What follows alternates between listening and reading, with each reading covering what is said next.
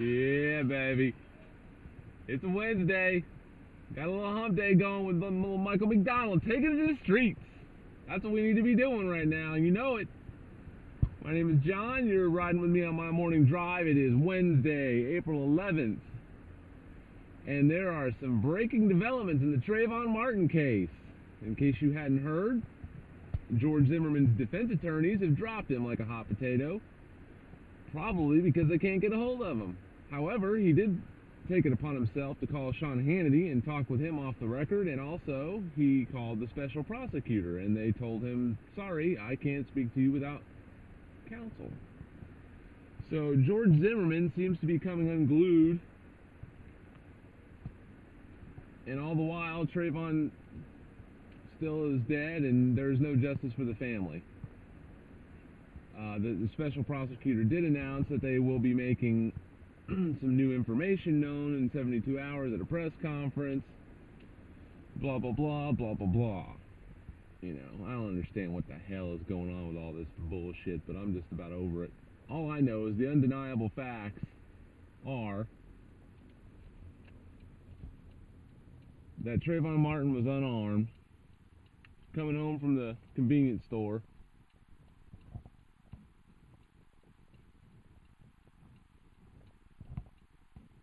and George Zimmerman had a 9mm gun,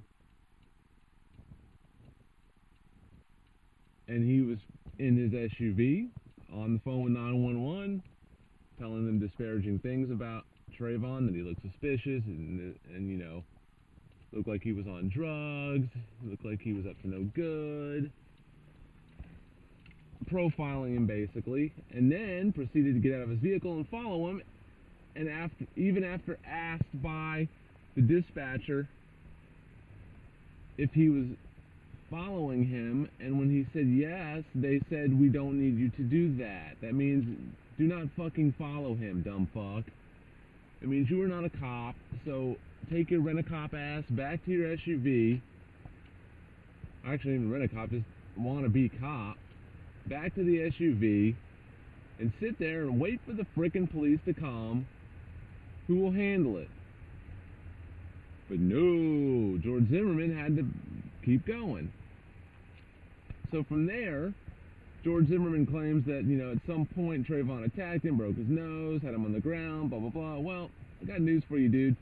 You outweigh the kid by almost 100 pounds. You're 28 years old. He's 17. You're supposedly training for law enforcement. You've got a freaking gun.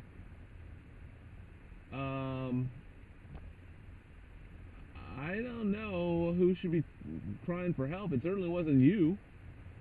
I mean, based on all those facts, excuse me, if you're on the ground getting beat and you got the gun and you're crying for help, sucks to be you, man, because, I mean, what kind of a wuss are you if you're going out for law enforcement training? You can't even handle somebody like that. I mean, good Lord.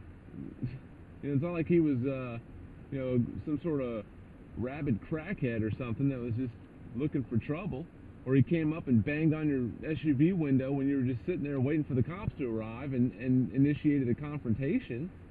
You followed him. He was 70 feet from his freaking back door, you dildo. It's like, what the hell, man? Now you got a website so you can answer all your supporters personally. I mean, this guy is a freaking whack job. He fits right in with the rest of the freaking idiots over at Fox News. He's probably trying to get a freaking Fox News talk show out of this. I mean, good Lord. This is just amazing to me how, I mean, there's people that actually are glorifying this guy. I mean, what does our society come to? I mean, I'm sorry, but this is just disgusting. It's just it's not even amusing. It's not, you know, it's almost to the point now where it's gone beyond outrageous. It's gotten to the point to where it's like, it's, I mean, I don't know, it's dispiriting.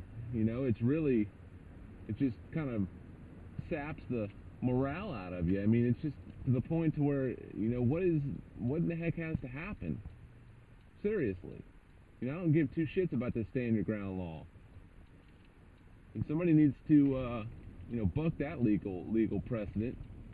But then again, the special prosecutor or whomever might be worried that if they get this into a courtroom, that some, you know, conservative judge is going to get paid off because the good old boy network is absolutely rocking and rolling in the state of Florida. And it seems, I mean, this stinks to high heaven of good old boy network, the way all this has gone down. Speaking of the good old boy network, the pressure's still on Alec, and McDonald's now has decided they're not going to be supporting Alec in the 2012 season, or year. This isn't well, it is sports, I guess, but. So that's good news. McDonald's not supporting them now.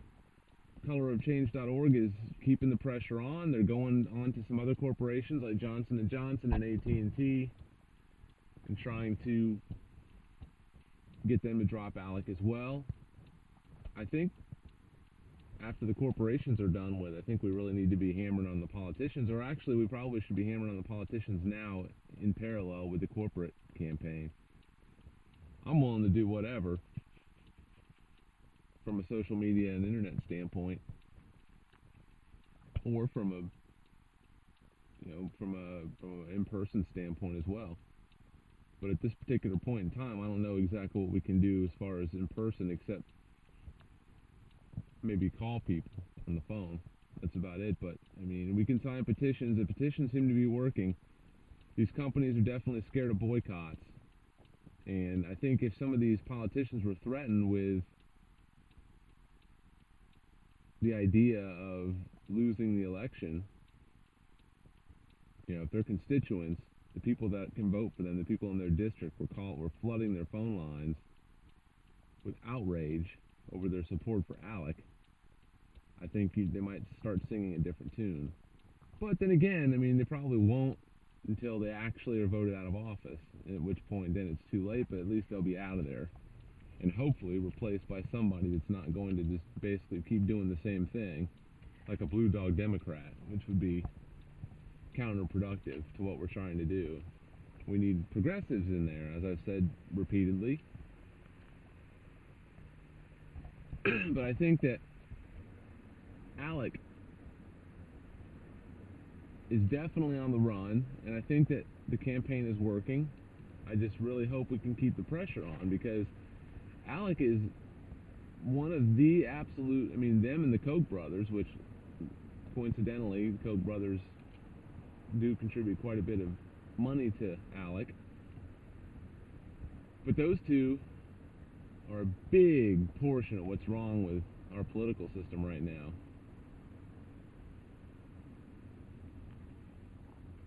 And we've really got to do something about it. We can't let these guys continue to run roughshod over our political system and our democracy. Just can't. It's just not right.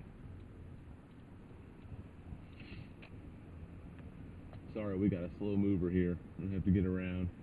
Hey, Grandma. Good Lord. So, anywho, excuse me. It's a nice sunny morning here in good old Fort Myers, Florida. There's lots to talk about. I'd like you to visit our website, shredoftruth.com. And please take the time to register. It doesn't take long, maybe a minute. You don't have to put in a whole lot of information. And then once you're registered, get in on the conversations. Feel free to comment on any of the stories. Visit the message board and sound off. Give us your opinion, your solutions, your thoughts, or just vent. That's what we're here for. And of course, you can email me at mymorningdrive@shredoftruth.com to let me know how you think we're doing, any tips or suggestions, or any news stories, or any blog entries you'd like to see posted. If we like your blog entries or the work that you submit, we'll be more than happy to make you a featured blogger. We're always looking for featured bloggers. It doesn't pay anything at this particular point in time, obviously, but all this is done out of our own pockets. It's a labor of love, as many of us seem to be doing.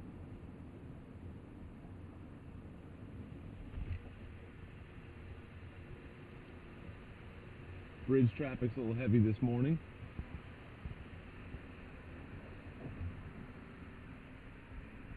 I'm trying something different. This is not a live broadcast. This is a high-def broadcast, and I'm kind of hoping that this works because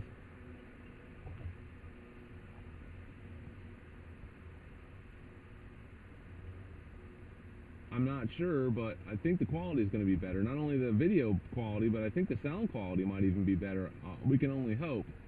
It's got to be better than Ustream. Ustream just seems a little bit, I mean, I may end up going back to that, but at this point in time, I'm leaning towards doing this because it's not like I have a bunch of live viewers tuning in every morning. I just want to have some sort of a format, something that I can, sound off, talk about my analysis of certain stories that I'm interested in and that I think everybody else might be interested in. And it kind of goes hand in hand with the website because we pull in a lot of stories from some really good progressive websites around the internet.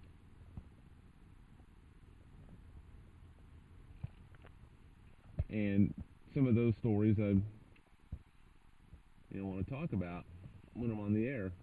Being that I've got about 20, 25, 30 minutes to kill in the morning on the way to work, I figure why not?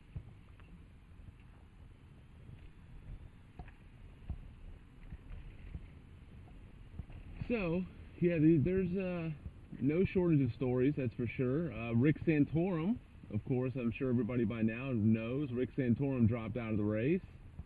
Yay! Hallelujah! Hallelujah! Hallelujah! People probably think I'm crazy. Don't know what the heck I'm clapping at. But Rick Santorum being out of the race is cause for celebration, and more importantly, he didn't endorse Mitt Romney on the way out, which probably means he's not going to be invited into the VP sweepstakes, or as they call it, the Veep stakes, because who the hell would want Rick Santorum on their ticket as the Veep? I mean, what an angry theological dude. I mean, thank the Lord that we're not going to have his dumb ass as president, or even vice president, hopefully. I'm hoping he takes Paul Ryan. Paul Ryan gets on some of these shows talking about the president being petulant and that he doesn't have a solution for our debt crisis and everything else. And it's just like, dude, are you that? I mean, what an idiot. It's like, do you think people are stupid? They hear what the president is saying. He's not being petulant. He's pointing out facts, dude. I mean, come on, man. That's being disingenuous. And that's the one thing about Paul Ryan that's going to madden me is he'll sit there with that stupid frickin' straight face of his on there with his Eddie Munster widow's peak and trying to feed this line of horse shit to people just like they're trying to feed this frickin' boatload of crap called a budget that they've got to people, and as if it's some courageous, responsible way to solve our debt problem. Dude, I got some news for you. I don't think it's responsible to give people who don't need huge tax cuts more tax cuts, especially when they've been proven not to create jobs as they are supposed to. I don't understand. I mean, even now, thankfully, President Obama yesterday in his speech at FAU even touched on the fact that, look, we tried this for the 8 years before I got in office, and it didn't work. Look what it gave us. It gave us a financial meltdown like we haven't seen since the Great Depression. It's irresponsible. And then, of course, good old W was making a speech yesterday. I don't remember where it was he was making a speech at, but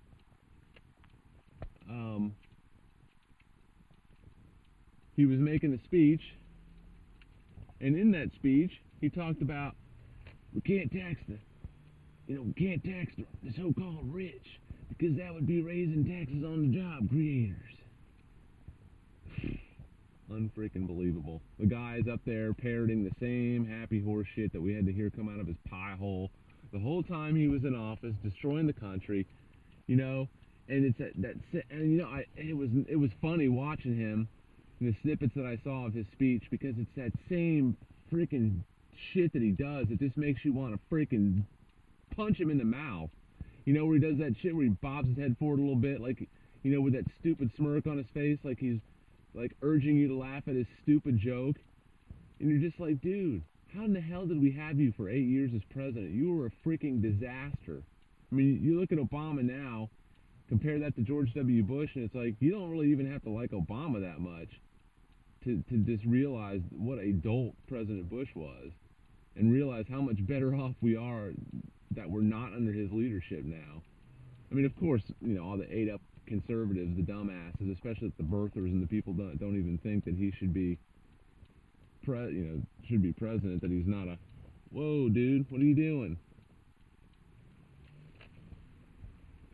People are stupid. I almost hit a biker. All the birthers, but all the birthers. I want to know something from all these birthers. President Obama is not a natural-born citizen because his father wasn't born in the United States. Because, of course, their definition of a natural-born citizen is that both of your parents are born in the United States. I would like to know if those same people are going to be opposed to Marco Rubio being a VP candidate. Marco Rubio can't be a VP. His parents weren't born in the United States, neither one of them. So he wouldn't be considered a quote-unquote natural-born citizen, which means that if he was vice president, there's the chance he could be president, which means that he can't be vice president. If you want to be consistent in your birther criteria,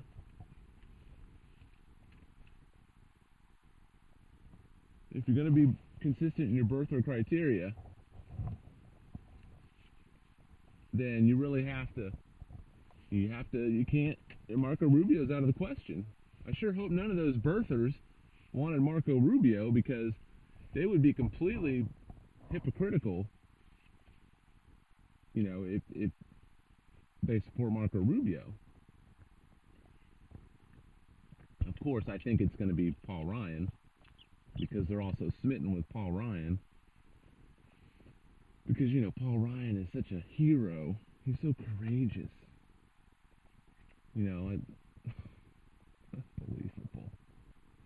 But now they're even throwing Chris Christie's name around. And speaking of Chris Christie, not only would he be a terrible vice president, and he's a terrible person, as evidenced by some of the bullshit that he's pulled since he's been in office, but now they're saying that he halted a tunnel project that would have helped ease a lot of congestion in the state. It would have created thousands and thousands of jobs. But when it came back, he claims his findings were that it was going to be over 11 billion and maybe even upwards of 14 billion to do this tunnel project, which he said was too much, so he axed the project. Well, the Government Accountability Board in New Jersey has determined that it actually was going to cost around 10 billion, and that he intentionally inflated the prices in order to be able to justify axing the project. If this isn't a glaring example of Republican shenanigans, I just do not know what is. I mean, how can you support a fat piece of shit like that, excuse me, who is obviously, really the strategy with Christie is just to get him really worked up all the time. Just keep him constantly worked up. Just stay in his face, stay on his ass, and pressure him constantly, and just push his buttons, because the guy's, he's a frickin' cheeseburger away from a massive heart attack.